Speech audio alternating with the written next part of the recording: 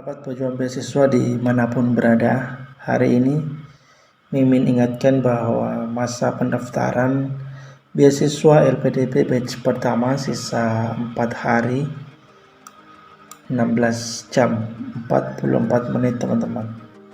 Nah teman-teman, sebelum waktu ini berakhir teman-teman, silakan dipastikan bahwa semua data telah diisi dengan baik.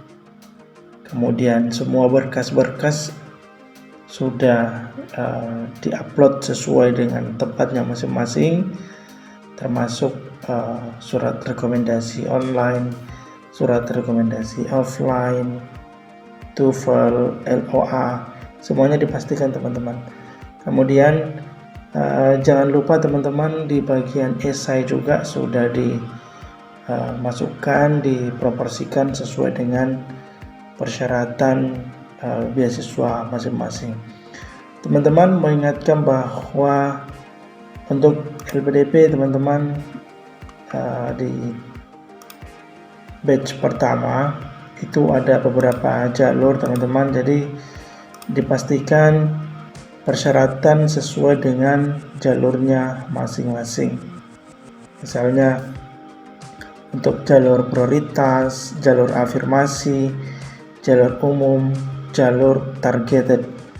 Pastikan teman-teman membuat berkas-berkas sesuai dengan jalur pendaftaran yang sudah teman-teman pilih, sehingga teman-teman nanti tidak akan salah ketika melakukan proses upload berkas. Nah teman-teman, sebelum memastikan semuanya sudah submit, teman-teman nanti diperhatikan untuk jadi di batch pertama ada 4 yang dibuka, ada yang jalur prioritas, kemudian ada jalur afirmasi, ada jalur umum, dan ada jalur targeted.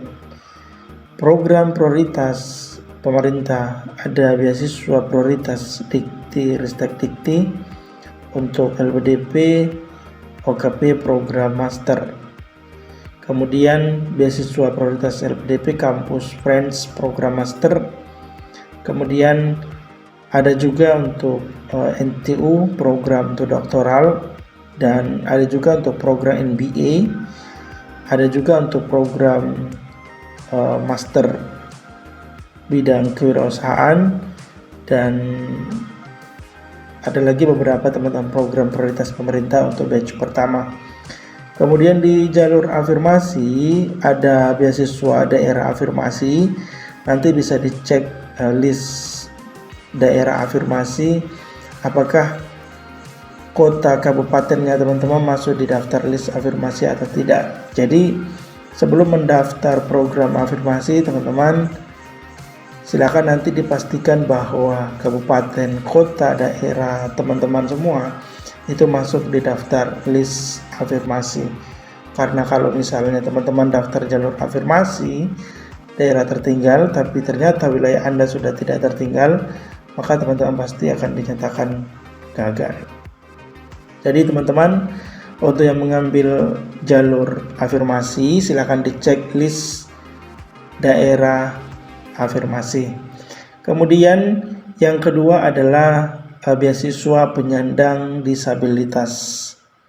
Nah, pastikan bahwa teman-teman masuk kategori disabilitas. Nah, jangan sampai teman-teman mengambil jalur disabilitas tapi ternyata teman-teman tidak masuk kategori disabilitas. Jadi pastikan dicek persyaratan terkait jalur disabilitas.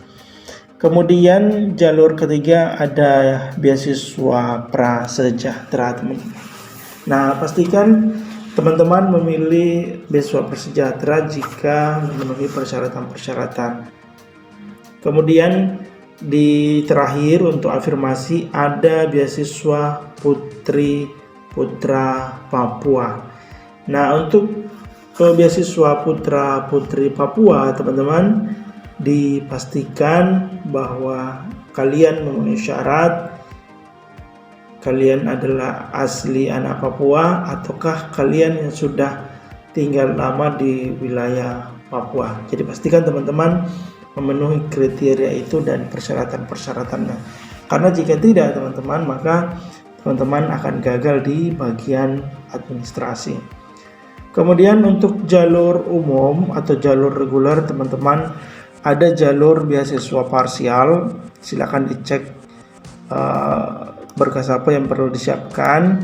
Kemudian ada juga untuk beasiswa perguruan tinggi utama dunia teman-teman. Nanti ada list beasiswa yang masuk perguruan tinggi utama dunia. Jadi teman-teman nanti dicek dulu list kampus yang masuk di perguruan tinggi utama dunia.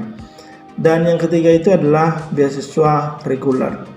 Nah, beasiswa reguler itu adalah semua orang bisa. Jadi pastikan teman-teman memenuhi kriteria untuk mendaftar jalur reguler. Kemudian jalur keempat yang dibuka adalah targeted. Nah, jalur targeted ini ada beasiswa dokter spesialis. Jadi kalau teman-teman adalah dokter spesialis, nah silakan mendaftar untuk jalur program dokter spesialis. Kemudian jalur kedua adalah beasiswa dokter untuk subspesialis. Nah, jadi kalau misalnya kalian adalah dokter subspesialis, silakan mendaftar di jalurnya. Jangan misalnya saudara adalah dokter spesialis malah daftar di dokter subspesialis. Nah, jadi pastikan teman-teman adalah dokter subspesialis. Kemudian beasiswa doktor talenta riset dan inovasi nasional. Jadi ini untuk beasiswa S3 teman-teman, utamanya untuk periset di BRIN. Kemudian ada beasiswa kewirausahaan, kemudian ada beasiswa pendidikan doktor untuk praktisi teman-teman, kemudian ada pendidikan kadar ulama, kemudian ada pendidikan kadar ulama untuk perempuan, dan beasiswa PNS, TNI, Polri teman-teman. Jadi teman-teman secara administratif jangan sampai salah memilih jalur, karena nanti kalau misalnya teman-teman siapkan berkas reguler tapi daftar di targeted, nah maka pastikan teman-teman mendaftar sesuai dengan berkas yang telah teman-teman siapkan semua. Demikian teman-teman untuk informasi pendaftaran beasiswa LPDP kali ini. Terima kasih. Jika ada pertanyaan, silakan ditanyakan di kolom komentar. Terima kasih.